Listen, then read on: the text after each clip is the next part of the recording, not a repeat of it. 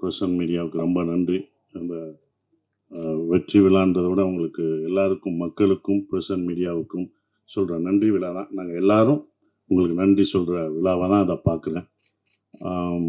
ரொம்ப சந்தோஷம். இந்த படம் பார்த்துட்டு வந்து நீங்கள் எல்லோரும் சொன்னீங்க, என்னோடய பத்திரிக்கை நண்பர்கள்லாம் சொன்னாங்க, உங்கள் சம்பளத்தை ஏற்றிடுவீங்களா அப்படின்லாம் கேட்டாங்க. ஃபஸ்ட்டு கண்டிப்பாக முதல் கண்டிஷன் சம்பளம் ஏறாது, அதே சம்பளம் தான், அதை உறுதியளிக்கிறேன். ஏன்னா இந்த பட்ஜெட்டில் இப்படி தான் எடுக்கணும். சம்பளம் ஒவ்வொருத்தவங்க சம்பளம் ஏற்றும் போது அடுத்த இது பண்ணும்போது அந்த பட்ஜெட் ரொம்ப ஜாஸ்தியாகும். இதை விட உங்களுக்கு தெரியும் மார்க்கெட்டில் ரொம்ப கம்மியாகும் அப்படின்ற ஒரு விஷயங்கள்லாம் தெரியும் சம்பளத்தில் ஏற்றலை. இன்னும் ரொம்ப சந்தோஷம் என்னென்னா, எனக்கு பல ஆண்டுகளுக்கு அப்புறம் இவ்வளோ பெரிய வெற்றி கிடைச்சிருக்கு. அதுதான் இவ்வளோ பெரிய வெற்றி கிடைச்சிருக்கு, பெரிய வெற்றி. இது என்னோட வெற்றியாக நான் நினைக்கல. இந்த படம் வெற்றியை வந்து ஒரு சசிகுமார் ஜெயிச்சுட்டான், ஒரு $1 மில்லியன் ஜெயிச்சிருச்சு அப்படின்னு நினைக்காதீங்க. புது இயக்குநர்களுக்கு சான்ஸ் கொடுக்கலாம். இனிமேல் எல்லாம் புது இயக்குநர்கள், தோல்வியடைஞ்ச இயக்குநர்களுக்கு நம்பிக்கை கொடுத்துருக்கு. இந்த படம் வந்து நம்பிக்கை தான் கொடுத்துருக்கு. நாங்களாம் உங்களுக்கு நம்பிக்கை தான் கொடுத்துருக்கோம். பொறுமையாக காத்துக்கிட்டு அதுக்கான இதில் இருந்தால் கண்டிப்பாக நமக்கு வந்து வெற்றி கிடைக்கும். இன்னொன்று, நம்ம தோல்வியை ஒத்துக்கணும். நான் தோல்வி அடைஞ்சிருக்கேன், என் தோல்வியை ஒவ்வொரு தடவையும் நான் ஒத்துக்கிட்டேன். இந்த படம் முதல் நாள் கலெக்ஷன் என்ன உங்கள் எல்லாருக்கும் தெரியுமா? இந்த படம் முதல் டே வியாழக்கிழமை போட்டப்போ இதோட முதல் கலெக்ஷன் என்னென்ன என்னாச்சுண்ணே சொல்லுங்கள்? ₹2 வருமா, ₹2.5 வருமா? வந்துச்சா? உண்மையை பேசுவோம். இது இருக்கு போய் நடிகர்கிட்ட உண்மையை சொல்லுங்க, எவ்வளோ ஓடி இருக்குன்னு சொல்லுங்க. ஏன் மறைக்காதீங்க. எவ்வளோ ஓடி இருக்குன்னு சொன்னாதான் யாரும் சம்பளம் ஏற்ற மாட்டாங்க, யாரும் எதுவும் பண்ண மாட்டாங்க, உண்மையாக இருப்பாங்க. அப்போ நீங்கள் ஒவ்வொரு தடவையும் சொல்லும்போது தான் சார் இந்த 2.5 ஏன் நான் சொல்கிறேன்னா, முதல் நாள் இந்த படத்தோட கலெக்ஷன் 2.5 அப்படின்னா என்னோட மொத்த படம் ஒரு படம் வந்து 2.5 தான் கலெக்ட் ஆகிருக்கு. அதை நான் தெரிஞ்சுக்கிட்டேன். ஸோ என்னுடைய இந்த படம் ஒரு படம் 2.5க்கும் ஓடி இருக்கு, இப்போ பல கோடிக்கும் ஓடி இருக்கு. இதோட இது உங்களுக்கு தெரியும், இது பெரிய ஹையஸ்ட். என்னுடைய ஹையஸ்ட் இது வந்து குட்டிப்புலி தான், சுந்தரபாண்டியனும் குட்டிப்புலி தான். அந்த குட்டிப்புலியும் சுந்தரபாண்டியனும் ஹையஸ்ட் கலெக்ஷனை இந்த டூரிஸ்ட் ஃபேமிலி வந்து அடிச்சிருக்கு. அது ரொம்ப சந்தோஷமா இருக்கு.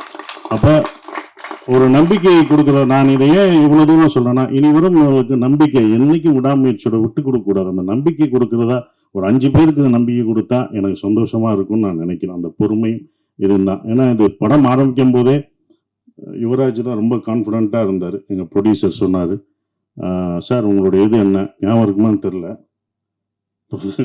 இது எவ்வளோ போகும்ட்டு சார் உங்கள் இதை கண்டிப்பாக இந்த படம் மேலே என்னோட நம்பிக்கை வச்சது இந்த ப்ரொடியூசர்ஸ் 2 பேரும் தான். அவங்க தான் இது மேலே ரொம்ப நம்பிக்கை வச்சாங்க. சார் இது நல்லா வரும் சார். எனக்கு சுந்தரபாண்டியன் உங்களுக்கு எப்படி எல்லாருக்கும் பிடிச்சதோ, சின்ன பசங்கள்லேருந்து வயசானவங்க வரைக்கும் உங்களுக்கு எப்படி பிடிச்சதோ, இந்த படத்தில் வர தர்மதாஸ் கேரக்டர் எல்லாருக்கும் பிடிக்கும் சார்னு தேட்டரில் போய் பார்க்கும்போது அதை உணர்ந்தோம். ஒவ்வொரு தேட்டரும் படும்போது மக்கள் வந்து ரொம்ப நாளைக்கு அப்புறம் குடும்பமாக ஒரு தேட்டரில் வந்து படம் பார்க்குறேன். எல்லாம் ஓடிடியில் இருக்காங்க, வீட்டில் இருக்காங்கன்னு நினச்சிட்டு இருந்தோம். நல்ல படம் கொடுத்தா அவங்க வர்றாங்கன்றது இப்போ தெரிஞ்சுக்கிட்டேன். நான் தெரிஞ்சுக்கிட்டேன், எனக்கு தான். அப்போ எல்லாரும் தெரிஞ்சுக்கணுங்க. அப்போ ஃபேமிலியாக வர்றாங்க, ஏன்னா இவ்வளோ வர்றாங்க அப்படின்னும் போது அவங்க நல்ல படம் இந்த மாதிரி குடும்பத்தோடு ஒரு படம் பார்க்கலான்ற நம்பிக்கை கொடுத்துருக்கு. ஒரே மாதிரி படம் பண்ண வேணாம், டிஃப்ரெண்ட்டாக படம் பண்ணலாம், ஜானர் ஆஃப் படம் பண்ணலாம் அப்படின்ற ஒரு நம்பிக்கையை வந்து இந்த படம் கொடுத்துருக்காதான் நான் நினைக்கிறேன். இப்போ வரைக்கும் ஃபேமிலி தேட்டருக்கு வந்துக்கிட்டே இருக்காங்க. பெரிய குடும்பம் என்றைக்குமே அப்போ இருந்து இப்போ இருந்து ஒரு விஷயம் இருக்குது. ஏன்னா நாங்களும் தேட்டர் வச்சுருக்கோம். அந்த தேட்டர் கவுண்டர் பின்னாடி நான் உட்காந்துருக்கும்போது லேடிஸ் கவுண்டர்லாம் கூட்டம் வரும், பயங்கரமாக இருக்கும், கூட்டங்களாக நிற்கும். நாங்கள் சின்ன வயசில் உட்காந்து பார்க்கும்போது பார்ப்போம். அப்போ டிக்கெட்டில் உள்ளவங்கலாம் சொல்லுவாங்க, எந்த படம் பெண்களுக்கு பிடிச்சி தாய்மார்களுக்கு பிடிக்கிற படங்கள்லாம் சூப்பர் ஹிட் ஆகும் அப்படின்னு அப்போ இருந்து சொல்கிறாங்க. அது இப்போ வரைக்கும் அது நடந்துக்கிட்டு தான் இருக்குது. அதனால தான் தாய்மார்களின் பேராதவருடன் அப்படின்னு ஒரு போஸ்ட் அடிப்பாங்க. ஸோ அவங்களுக்கு பிடிச்சிச்சுன்னு வச்சுக்கோங்களேன், ஃபேமிலியாக வருவாங்க. 5 பேர் வர மாட்டாங்க, ஒரு குடும்பமே வரும். ஒரு குடும்பத்துக்கு பிடிச்சிச்சுன்னா வரும், ஒரு பசங்களுக்கு படம் பிடிச்சிச்சுன்னா அவ்வளோ பேர் வரும். ஸோ அப்படி இந்த படத்தை இவ்வளோ அழகாக ரீச் பண்ணி கொண்டு போன இந்த கம்பெனிக்கு நான் என்னுடைய வாழ்த்துக்களை தெரிவிச்சுக்கிறேன். அப்புறம் அபி எங்களுடைய டைரக்டர், நான் இவ்வளோ நல்லா நடிச்சிருக்கேன் அப்படின்னு சொன்னது அப்படி காரணம், முக்கியமான காரணம் நல்லா நடிச்சிருக்கேன்னா என்னோட பாடி லாங்குவேஜ் எல்லாம் மாறி இருக்குன்னா அது அபி தான், டைரக்டருக்கு தான் போய் சேரும். ஒவ்வொரு விஷயம் பார்த்து பார்த்து தான் சொல்லுவேன். இது எப்படி பண்ணும் அப்படின்றது அந்த கையை வச்சுன்னு சொல்லுவேன். நமக்கு பொண்ணு இருக்கோ அது அவரோடது தான். இன்னொரு தடவை பொண்ணு நல்லா பண்ணி இன்னொரு தடவை நமக்கு பொண்ணு இருக்கும் அப்படின்னு இப்போ எல்லாம் வந்து சொல்லும்போது அது அபியோட ஸ்டைல தான் நான் பிடிச்சேன். ஸோ அபி, தேங்க்யூ. இப்படி ஒரு நல்ல படத்தை எனக்கு கொடுத்ததுக்கு நான் நன்றி சொல்லணும். நீங்கள் எனக்கு நன்றி சொல்லிட்டீங்க, நான் உனக்கு நன்றி சொல்லணும். ஏன்னா ஒரு ஸ்கிரிப்ட் எழுதுறதுக்கு வயசு முக்கியம் இல்லை, அதை நிரூபிச்சுட்ட. நீ எல்லாருக்கும் ரோல் மாடலாக இருக்க. இனி உன்னுடைய அடுத்த படம் தான் ரொம்ப கஷ்டமானதாக இருக்கும். ஏன்னா முதல் படம் சுப்பிரமணியம் முடிச்சு 2வது படம் என்ன பண்ணணும்னு நமக்கு தெரியாது. அந்த அனுபவத்தை சொன்னேன் கேர்ஃபுல்லாக. அதையும் முதல் படமாக நினைனேன். முதல் படத்தில் என்ன எதிர்பார்த்தவங்களோ அதை கொடுத்துரு. நம்ம புதுசாக போகணும் அது பண்ண முடியாது. ஸோ உன்னுடைய அடுத்த படம் உனக்கு வந்து இதை விட ஒரு பெரிய நடிகர் உனக்கு வரலாம், இன்னும் பெரிய நடிகர்கள் உனக்கு வருவாங்க, பெரிய ப்ரொடக்ஷன் வரும், பெரிய காசு வரும். ஆனால் கரெக்டான படத்தை மட்டும் எடுத்துரு. அதுதான் ஒன்று. கரெக்டான படத்தை மட்டும் எடுத்துரு. ஏன்னா இன்னும் உன் எல்லா கண்களும் உன் மேலே தான் வாட்ச் பண்ணுவாங்க. அடுத்து உனக்கு ரொம்ப இருக்கு. பொறுமையாக நல்ல ஸ்கிரிப்ட் பண்ணி ஜெயிச்சிரு. உன் அடுத்த வெற்றிக்காக நாங்கள் இன்னும் மாவளோடு காத்துக்கிட்டு இருக்கோம். அது நீங்கள் ஜெயிக்கணும் அப்படின்ற ஒரு விஷயம். சிம்ரன் மேடம் ரொம்ப சந்தோஷம். உங்கள் படங்கள்லாம் அவ்வளோ ரசித்து பார்த்தோம். சிம்ரன் வல்லையான்னு அடுத்த நான் வெற்றி விழாவில் கூட்டு வரேன்னு சொன்னேன். அதே படம் வெற்றியும் அடைஞ்சது. உங்களை கூட்டு வந்துட்டேன், ரொம்ப சந்தோஷம். நீங்களாக தான் வந்துட்டீங்க. கூட்டு வந்துட்டேன்னா அதை கூட்டு வர போகிறாங்க. நீங்களாக வந்துட்டீங்க, அது சந்தோஷம். ஆனால் அப்போ அது ரொம்ப சந்தோஷம் மேடம். அவங்களோட ஒர்க் பண்ணது எனக்கு ரொம்ப சந்தோஷமான ஒரு தருணமாக இருந்தது. நம்ம அப்போ வந்தது பெண்ணா வானவில் தானான்னு பூமியிலே பூ பறிக்கும் தேவனான்னு தேட்டரில் பார்த்துருப்போம். துள்ளாத மனம் துள்ளில் அவங்களை அப்படி ரசித்து பார்த்துருப்போம். அவங்க நம்ம செட்டுக்கு வர்றதே எங்களுக்கு எப்படி இருக்குன்னு பார்த்துக்கோங்க. அந்த மாதிரி தான். ஸோ அவ்வளோ அந்த சீனியாரிட்டி அதெல்லாம் எதுவுமே கிடையாது. அவங்க அவ்வளோ அழகாக பர்ஃபார்மன்ஸ், அவங்களோட அவ்வளோ பர்ஃபார்மன்ஸ் படம் பார்த்துருக்கோம். வாலியாக இருக்கட்டும் சரி, பஞ்சதந்திரமாக இருக்கட்டும், அவ்வளோ பெர்ஃபார்மரான ஒருத்தவங்க. அவங்க நாங்கள் வந்து நல்லா பார்த்துக்கணுன்ற ஒரு இதுதான் இருந்தது. அவங்கள மரியாதை, அவங்களோட உழைப்புக்கு நம்மளுடைய தமிழ்நாட்டில் வந்து நம்ம தமிழை கற்றுக்கிட்டு அவங்க தமிழ்நாட்டில் அப்படி இவ்வளோ படங்கள் பண்ணியிருக்காங்க. அவங்களுக்கு நம்ம எவ்வளோ ரெஸ்பெக்ட் கொடுக்கணும் அப்படின்றதான் எனக்கு செட்டுக்குள்ளே ரொம்ப இருந்தது. அது எல்லாருமே நாங்கள் கொடுத்துருக்கோம். உங்களுக்கு அவ்வளோ மரியாதையாக கொடுத்து உங்களை ஒரு ராணி போல பார்த்துருக்கோன்ற நம்பிக்கை எங்களுக்கு இருக்குது. அது உண்மையானதை நீங்கள் தான் சொல்லணும். Thank you madam. அதுதான் அப்படி. ஆனால் அவங்கள அவ்வளோ பார்த்துக்கிட்டோம் நாங்கள் எல்லாருமே, யூனிட் எல்லாமே பார்த்துக்கிட்டது எல்லாமே. Thank you madam. உங்களோட ஒர்க் பண்ணதுக்கு எனக்கு ரொம்ப சந்தோஷம். சூப்பர் ஸ்டார் கமலேஷ், நான் அப்பயே சொன்னேன், லிட்டில் சூப்பர் ஸ்டார். அவர் ரொம்ப சின்ன பையன், லிட்டில் சூப்பர் ஸ்டார் மாதிரி அழகாக சின்ன பையனாக இருந்தாலும் நான் அப்பயே சொன்னேன், அவன் வந்து காமெடியில் இந்த படத்தில் ஃபுல் காமெடி அவன் தான் பண்ணுவான் அப்படின்னு சொன்னேன். ஸோ அந்த என்டர்டெயின்மெண்ட் எங்கே போனாலும் கமலேஷை கேட்டுட்டு இருக்காங்க. இந்த மாதிரி படம் எனக்கு இன்னும் கிடைக்குமான்னு தெரில. சூப்பராக பண்ணிட்டீங்க. அப்புறம் யோகலட்சுமி, சௌந்தர்யா, அவங்க எல்லாம் நடித்தது ரொம்ப சந்தோஷம்.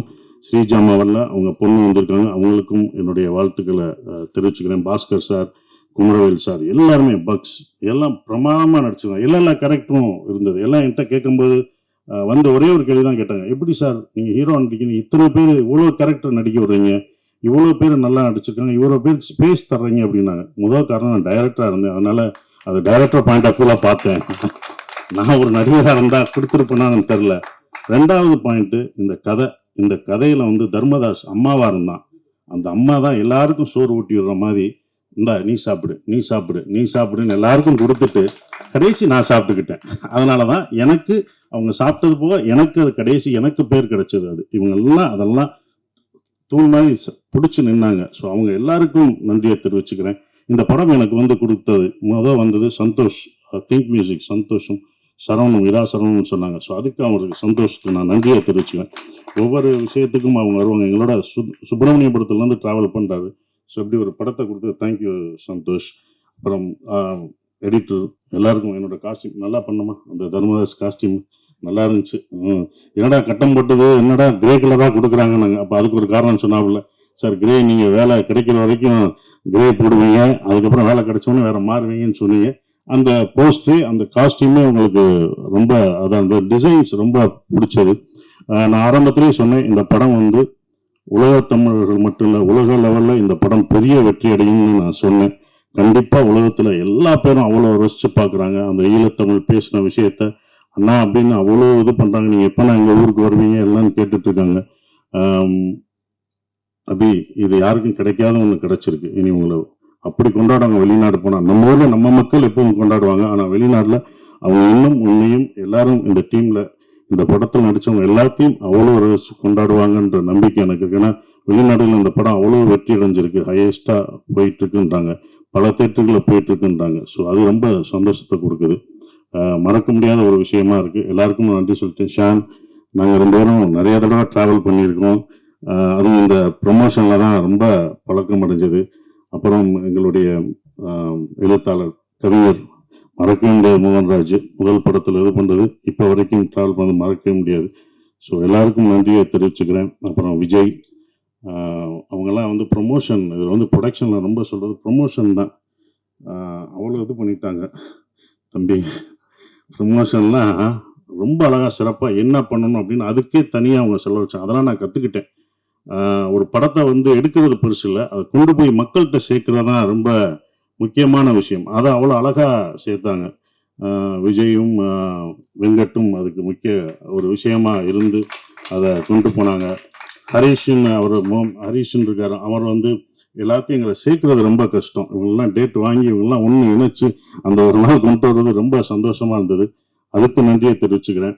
குறிப்பாக மறுபடியும் நம்ம யுவராஜுக்கு சொல்கிற ஒரே ஒரு விஷயம், ரொம்ப நன்றி. ஏன் சொல்கிறேன்னா, இந்த பட்ஜெட்டாக இது இந்த படம் எடுக்கல, அவங்க 2 படம் எடுத்திருக்காங்க.